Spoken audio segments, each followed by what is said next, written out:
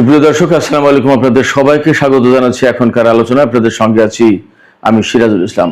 দর্শক, একটি পাহাড় থেকে কি মধ্যপ্রাচ্যের চূড়ান্ত যুদ্ধ হতে যাচ্ছে? মার্কিন প্রেসিডেন্ট ডোনাল্ড ট্রাম্প ঘোষণা করেছেন তারা খুব শিগগিরই ইরানের পিক এক্স পাহাড়ে হামলা করবে এবং সেই হামলায় জড়িয়ে যেতে পারে ইসরায়েল। প্রশ্ন হচ্ছে, পিক এক্স পাহাড়ে কি আছে? এদিকে ইরানের আইআরজিসি পাল্টা হুঁশিয়ারি উচ্চারণ করে বলেছে, এই ধরনের হামলা যদি হয় তাহলে পুরো মধ্যপ্রাচ্যে ভয়াবহ যুদ্ধ শুরু হবে এবং ইসরায়েলের প্রতিটি কোনায় কোনায় ইরান হামলা চালাবে। ইসরায়েলকে লক্ষ্য করে 500 খাইবার সেখান ক্ষেপণাস্ত্র ছুড়বে। এদিকে হরমুজ প্রণালী এলাকায় ইরান 10,000 স্নাইপার মোতায়েন করেছে। অন্যদিকে ইয়েমেন যে সৌদি আরবের উপর নৌ অবরোধ আরোপ করেছে তার আওতায় তার অংশ হিসেবে সৌদি আরব থেকে তেলবাহী 2টি জাহাজ যাচ্ছিল, সেই 2টি জাহাজকে ফেরত পাঠিয়েছে। বাবার মানদেব প্রণালী ক্রস করতে দেয়নি। এছাড়া আরো 6টি জাহাজ সৌদি আরবের তেল আনার জন্য যাচ্ছিল, তাদেরকেও প্রবেশ করতে দেয়া হয়নি। এই পরিস্থিতিতে আন্তর্জাতিক বাজারে তেলের দাম আরো বেড়েছে এবং বর্তমানে কিছুক্ষণ আগের খবর, আন্তর্জাতিক বাজারে ব্রেন্ট ক্রুড অয়েল প্রতি ব্যারেলের দাম $94.72 পৌঁছেছে। গতকাল যা ছিল তার চেয়েও বেড়ে গেছে। আর ওয়েস্ট টেক্সাস ইন্টারমিডিয়েট যেটা, তার দাম বর্তমানে $87.78 প্রতি ব্যারেল তেলের দাম।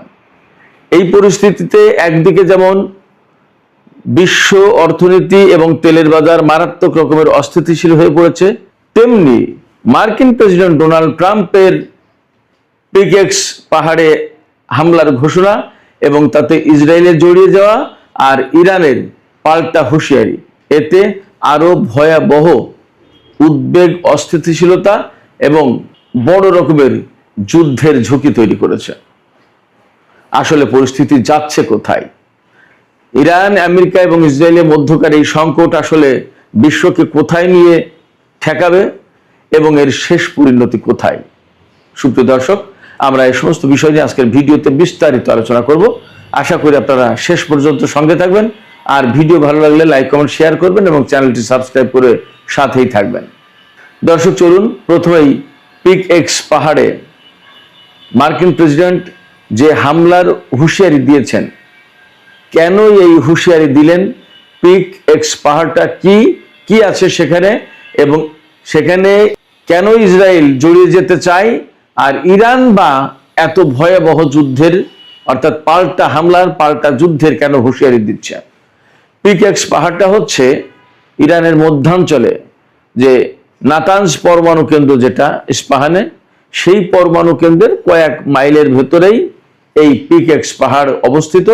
সেখানে আমেরিকা, ইসরায়েল তারা বলছে ইরানের নতুন পরমাণু ঘাঁটি আছে, পরমাণু স্থাপনা আছে। সেই পরমাণু স্থাপনায় ইরান গোপনে হাজার হাজার নতুন সেন্ট্রিফিউজ স্থাপন করেছে এবং আগে ফোর্দো, নাতানজ সহ যে 3টি পরমাণু স্থাপনা হামলা চালিয়েছিল, সেই জায়গা থেকে সমৃদ্ধ ইউরেনিয়াম, ইরানের হাতে যে 1000 পাউন্ড বা 450 কেজি মতো সমৃদ্ধ ইউরেনিয়াম, 60 মাত্রার ইউরেনিয়াম আছে, সেই ইউরেনিয়াম এই পিক এক্স পাহাড়ে নাকি আনা হয়েছে। এটা দাবি ইসরায়েলের। এই দাবি, এই তথ্য আমেরিকাকে জানিয়েছে। এখন ডোনাল্ড ট্রাম্প সেই তথ্য অনুযায়ী নতুন করে হামলা চালাবে পিক এক্স পাহাড়ে, ইরানের পরমাণু কেন্দ্রে। আন্তর্জাতিক বা পশ্চিমা রিপোর্টগুলো বলছে যে এই পিক এক্স পাহাড়ে যে পরমাণু স্থাপনা ইরান তৈরি করেছে তা এখনো পুরোপুরি চালু হয়নি, নির্মাণাধীন। কিন্তু আমেরিকা, ইসরায়েল আগে এটা শেষ করে দিতে চায় এবং এখানে রাখা আছে ওই সমৃদ্ধ ইউরেনিয়াম। তবে পশ্চিমা গবেষকরা বা বিশ্লেষকরা বলছে যে পিক এক্স পাহাড়ে ইরান যে পরমাণু স্থাপনা তৈরি করেছে তা ধ্বংস করা মোটামুটি ভাবে কোনোভাবেই সম্ভব না। তার কারণ হচ্ছে এটা অত্যন্ত পাহাড়ি এলাকায় অবস্থিত, প্রথম কথা। দ্বিতীয় কথা হচ্ছে যে এই মূল স্থাপনা বা মূল কেন্দ্র যেটা, সেটা পাহাড়ের অনেক বেশি গভীরে। এবং তার দরজাগুলো যে প্রবেশ পথ সেগুলো এমনভাবে তৈরি করা হয়েছে যা এই বাংকার বাস্টার বোমা দিয়েও ধ্বংস করা যাবে না, এমনভাবেই তৈরি করা হয়েছে। কারণ ইরানের বিভিন্ন সময়কার অভিজ্ঞতার আলোকে নতুন করে এই পিকেক্স পাহাড়ের পরমাণু স্থাপনা তৈরি করা হচ্ছে এবং এটা ওই রকমের শক্তিশালী প্রতিরক্ষামূলক ব্যবস্থা এখানে আছে, যার কারণে এটা সহজে ধ্বংস করা যাবে না। বিমান হামলা দিয়ে মূল কেন্দ্র ধ্বংস করা যাবে না। এই কেন্দ্র যদি নস্যাৎ করতে হয় বা এখান থেকে যদি সমৃদ্ধ ইউরেনিয়াম নিতে হয়, তাহলে এখানে স্থল অভিযান চালানো ছাড়া কোনো বিকল্প উপায় নেই। বাট স্থল অভিযান চালাতে গেলে সেটা হবে আরো অনেক বেশি ঝুঁকিপূর্ণ, অনেক বেশি প্রাণঘাতী এবং ভয়াবহ চ্যালেঞ্জিং। কারণ এত পাহাড়ের গভীরে গিয়ে অজানা অচেনা লোকেদের পক্ষে এখানে অভিযান চালানো কঠিন ব্যাপার। ঠিক যেহেতু এটা নতুন একটা প্রতিষ্ঠান স্থাপনা, সে কারণে তার প্রতিরক্ষার জন্য ইরান ওই রকমই সম্ভাব্য সব ধরনের উপায় অবলম্বন করেছে, সব ধরনের ব্যবস্থা রেখেছে। অতএব স্থল অভিযান চালাতে গেলে মার্কিন বা ইসরায়েলি সেনাদের প্রচুর ক্ষয়ক্ষতি হবে, তাতে কোনো সন্দেহ নেই। এখন প্রশ্ন হচ্ছে, এই যে ইসরায়েল এবং আমেরিকায় এই হামলায় জড়িত হবে বা এই হামলা চালাবে, ইরান কি করবে? ইরান এখানে পরিষ্কার করে বক্তব্য দিয়েছে, যদি এই ধরনের কোনো হামলা চালায় আমেরিকা ইসরায়েল, তাহলে ইরানের আইআরজিসির পক্ষ থেকে পরিষ্কার বার্তা দেওয়া হয়েছে যে একদম সাথে সাথেই ইসরায়েলের বিরুদ্ধে ভয়াবহ হামলা শুরু হবে, পুরো মধ্যপ্রাচ্যে হামলা ছড়িয়ে পড়বে এবং ইসরায়েলের প্রতিটি কোনায় কোনায় হামলা চালানো হবে, প্রতিটি কর্নারকে লক্ষ্যবস্তু করা হবে এবং অন্তত 500 খাইবার শেখান ক্ষেপণাস্ত্র ছোড়া হবে ইসরায়েলকে লক্ষ্য করে। খাইবার শেখান ক্ষেপণাস্ত্রটা কি? খাইবার শেখান ক্ষেপণাস্ত্র হচ্ছে হাইপারসনিক ক্ষেপণাস্ত্র। এই ক্ষেপণাস্ত্রের পাল্লা হচ্ছে 2000 কিলোমিটার, অর্থাৎ ইরান থেকে ছুড়লে 2000 কিলোমিটার দূরের লক্ষ্যবস্তুতে আঘাত হানতে সক্ষম এবং এটা 1.5 টন 1500 কেজি ওয়ারহেড বহন করতে পারে। একটা ওয়ারহেডের ওজন 1500 কেজি, অর্থাৎ 1.5 টন 37.5 মন। এইরকম একটা ওয়ারহেড বিস্ফোরিত হলে সেখানে কি হবে আপনি কল্পনা করেন। ইরান বলেছে অন্তত 500 খাইবার সেখান ইসরায়েলে মারা হবে, তাহলে ইসরায়েলের অস্তিত্ব থাকবে কিনা সেটা নিয়েই তো প্রশ্ন। এখানে আরেকটা তথ্য দিয়ে রাখি, আমেরিকা ইসরায়েলের কাছে কিন্তু হাইপারসনিক ক্ষেপণাস্ত্র মোকাবেলার কোনো প্রযুক্তি নেই। ফলে পিকেক্স মাউন্টেইনে বা এই পাহাড়ে আমেরিকা ইসরায়েল হামলা চালাবে কি চালাবে না তার হিসাব নিকাশ তারা করুক, সেই সিদ্ধান্ত তারা নিক। ইরান তার বক্তব্য কিন্তু পরিষ্কার করে দিয়েছে। অবশ্য মার্কিন প্রেসিডেন্ট ডোনাল্ড ট্রাম্প এর আগেও বলেছিলেন যে আমরা হামলা চালাতে পারি ইরানের পরমাণু স্থাপনা আবারও, কিন্তু তিনি তা করেননি। দেখা যাক এবার কি হয়। তবে ইরান এবার ব্যাপক মাত্রায় প্রস্তুত। তার বড় কারণ হচ্ছে আমরা গত কয়েকদিনের ইরানের হামলা যে ধরন দেখছি, তাতে ইরান যা করেছে মেইনলি মধ্যপ্রাচ্যের যত দেশে মার্কিন ঘাঁটি আছে তার প্রত্যেকটা ঘাঁটিতে ব্যাপকভাবে, আমি গতকালকেও বলেছি আজকেও বলি, radar system, early warning system, electronic warfare system, তারপরে যে সমস্ত গোয়েন্দা বিমান বা কমান্ড অ্যান্ড কন্ট্রোল সেন্টার হিসেবে কাজ করে যে সমস্ত বিমান, সেগুলোর উপর হামলা চালিয়েছে। KC-135, KC-17, KC-46 এই ধরনের রিফুয়েলিং ট্যাঙ্কার বিমান বা পরিবহন বিমান, এগুলোর উপর হামলা চালিয়েছে। প্রচুর পরিমাণে ড্রোন ক্ষতিগ্রস্ত হয়েছে, বিমানের হ্যাঙ্গারে হামলা চালিয়েছে। একটা F-15 জঙ্গি বিমান ধ্বংস হয়েছে, কয়েকটা F-35 বা F-16 এই সমস্ত বিমান ধ্বংস হয়েছে। বেশ কিছু সেনা নিহত হয়েছে। আমরা সবাই জানি সেই সেনাদের লাশ গতকাল আমেরিকা পৌঁছেছে, সেই লাশ রিসিভ করেছে মার্কিন প্রেসিডেন্ট ডোনাল্ড ট্রাম্প। এরপরে AP বার্তা সংস্থা AP, অ্যাসোসিয়েটেড প্রেস, এই অ্যাসোসিয়েটেড প্রেস খবর দিচ্ছে যে ইরানের হামলায় অন্তত 500 সেনা আহত হয়েছে। নিহতের কথা বলছে না। 500 সেনা যদি আহত হয় তাহলে নিহত কতগুলো হতে পারে মোটামুটি একটা কল্পনা করা যেতে পারে। তার মানে ইরান কিন্তু যথেষ্ট প্রতিরোধমূলক হামলা চালাচ্ছে এবং অ্যাগ্রেসিভ হামলা চালাচ্ছে, ডিফেন্সিভ না। এখন ইরান অনেকটা অফেন্সিভ। তো যে কথা বলছিলাম, মধ্যপ্রাচ্যের এই যে সিস্টেম, রেডার ম্যাডার, এই সমস্ত সিস্টেম, এইগুলো ধ্বংস করে দিয়ে আমেরিকাকে প্রকৃতপক্ষে কানা করে দিচ্ছে, অন্ধ করে দিচ্ছে। আমেরিকা তার প্রতিরক্ষা ব্যবস্থা ঠিক রাখতে পারছে না। বিমান, ইরান যে বিমান হামলা চালাবে বা ক্ষেপণাস্ত্র বা ড্রোন হামলা চালাবে, এই সমস্ত হামলা চালালে সে শনাক্ত করতে পারবে না এবং সেগুলোকে ধ্বংস করতে পারবে না। গতকালকে শুনলাম যে কুয়েতের আকাশে ইরানের ড্রোন ঘুরে বেড়াচ্ছে, হয় গোয়েন্দা ড্রোন অথবা শনাক্ত করছে কোনো কিছু, যাই হোক সেই ড্রোন নিরাপদে ঘুরে ফিরে আসলো, কিন্তু আমেরিকা সেই ড্রোনকে কিছুই করতে পারেনি। তার মানে দাঁড়াচ্ছে মোটামুটি ভাবে ধরে নেওয়া যায় যে কুয়েতের আকাশ প্রতিরক্ষা ব্যবস্থা বা early warning system, radar system, এই সমস্ত সবকিছু ধ্বংস হয়ে গেছে। একইভাবে বাহরাইন, সংযুক্ত আরব আমিরাতেও চলছে। এবং গতকালকেই তো আমি বলেছিলাম যে জর্ডানের যে পরিমাণে হামলা চালাচ্ছে ইরান, তাতে আগামী আর 4-5 দিন যদি এইভাবে হামলা চালাই তাহলে জর্ডানের বিমান ঘাঁটিগুলো আর সচল থাকবে না, অচল হয়ে যাবে। এরই মধ্যে কয়েকটা গেছে। এবং মার্কিন প্রেসিডেন্ট ডোনাল্ড ট্রাম্প এই যে মার্কিন সেনা নিহত হলো জর্ডানে এবং ক্ষয়ক্ষতি হচ্ছে, এর জন্য জর্ডানকে দায়ী করেছে। তিনি বলছেন যে এগুলো আসলে জর্ডানের হাতে দিয়ে আমরা ভুল করেছি, এগুলো নিজেদের জিনিস নিজেদেরই রক্ষা করার দরকার ছিল। আসলে কি ব্যাপারটা তাই? ব্যাপারটা হচ্ছে যে জর্ডানের কি ক্ষমতা আছে মার্কিন ঘাঁটি রক্ষা করবো? ওখানে তো মার্কিন সেনারাই টিকতে পারছেন, জর্ডান কি করবে? আমরা নতুন করে আরেকটা খবর পাচ্ছি যে হরমুজ প্রণালী এলাকায়, হরমুজ প্রণালীর যে উপকূল, এই উপকূল জুড়ে ইরান অন্তত 10,000 স্নাইপার মোতায়েন করেছে। তার মানে আশঙ্কা করা হচ্ছে বা ধারণা করা হচ্ছে ইরানের দক্ষিণ উপকূল দিয়ে আমেরিকা স্থল অভিযান চালানোর চেষ্টা করতে পারে। যদি তাই চালায় তাহলে এই স্নাইপারগুলো আমেরিকার সেনাদের জন্য ভয়াবহ প্রাণঘাতী হয়ে দাঁড়াবে। এদিকে সৌদি আরব, কুয়েত, বাহরাইন, এই সমস্ত দেশে গতকাল আমরা বিভিন্ন মাধ্যম থেকে খবর পাচ্ছি যে ছোটখাটো বিভিন্ন জায়গায় বিক্ষোভ হয়েছে। তাদের দাবি, অর্থাৎ কুয়েত, বাহরাইন, সৌদি আরব, এই সমস্ত জায়গায় মার্কিন ঘাঁটি থাকার কারণে ইরান এই সমস্ত দেশে হামলা চালাচ্ছে, ড্রোন হামলা চালাচ্ছে, ক্ষেপণাস্ত্র হামলা চালাচ্ছে এবং আমেরিকাও সেখান থেকে হামলা চালাচ্ছে। এই যে প্রতি মুহূর্তে বিস্ফোরণ ভয়াবহ একটা প্যানিক সৃষ্টি করছে, জনজীবনকে একদম অস্থির করে তুলেছে, ভয়ের ভিতরে ঠেলে দিয়ে, উদ্বেগ উৎকণ্ঠার ভিতরে ঠেলে দিয়েছে।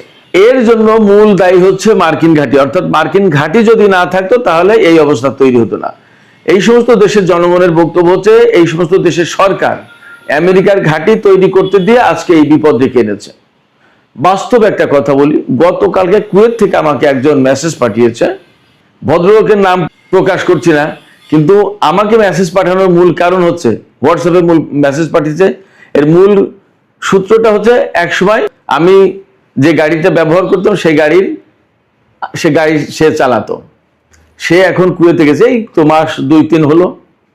সে গতকালকে বলল যে স্যার, এত ভয়াবহ হামলা হয়, ইরানের ক্ষেপণাস্ত্র এসে যখন আঘাত করে তখন বিল্ডিং গুলো থর থর করে কাঁপে, মনে হয় ভূমিকম্প, মনে হয় যে কখন না জানি বিল্ডিং ধসে পড়ে। প্রতিটা মুহূর্তে মনে হয় যে জীবন অনিশ্চিত, যে কোনো মুহূর্তে মারা যাবো, কখন কি হয় বলা যায় না, এত ভয়ঙ্কর একটা পরিস্থিতি। বলে যে আমি প্রথম যখন এসেছি তখন এতটা ছিল না, কিন্তু এখন যে সমস্ত ক্ষেপণাস্ত্র হামলা হয় সেগুলো ভয়াবহ, অনেক বড় বড় বিরাট বিস্ফোরণ ঘটে। বললো যে বিস্ফোরণ যখন ঘটে তখন আগুনের হলকা ছোটে। এইগুলো তো প্রতিনিয়ত, প্রতিদিন, প্রতিক্ষণ বাহরাইন, কুয়েত, সৌদি আরব, সংযুক্ত আরব আমিরাত, কাতার, জর্দান, এই সমস্ত দেশের জনগণকে দেখতে হচ্ছে, এই প্যানিকের ভেতরে তাদেরকে থাকতে হচ্ছে। শুধু তাই না, ইরান যে শুধুমাত্র মার্কিন ঘাঁটিতে হামলা চালাচ্ছে ব্যাপারটা তা কিন্তু এখন না। গতকালকে বাহরাইনের একটা হোটেলে যেখানে মার্কিন সেনারা ছিল, সেই হোটেলে ইরান ড্রোন হামলা চালিয়েছে এবং সেই হোটেলে আগুন জ্বলছে। ড্রোন বা ক্ষেপণাস্ত্র হামলা চালিয়েছে, আগুন জ্বলছে। তো সেখানে হোটেল, তো সেখানে তো বেসামরিক লোকজন থাকার কথা। এবং এই যে হোটেলের খবর ইরান পাচ্ছে কি করে? বিভিন্ন দেশের বেসামরিক লোকজন ইরানকে তথ্য দিচ্ছে যে এখানে মার্কিন সেনা আছে বা এই ঘাঁটিতে এই আছে, ইরান সেখানে হামলা চালাচ্ছে। তো এই পরিস্থিতিতে যা দাঁড়াচ্ছে যে এই সমস্ত দেশে একসময় বড় রকমের গণবিস্ফোরণও ঘটে যেতে পারে, কিছু বলা যাচ্ছে না যা পরিস্থিতি। একসময় সরকার বিরোধী আন্দোলনও তৈরি হয়ে যেতে পারে যা পরিস্থিতি। কোনো কিছু আসলে বোঝা মুশকিল, নিশ্চিত করে বলা যাচ্ছে না।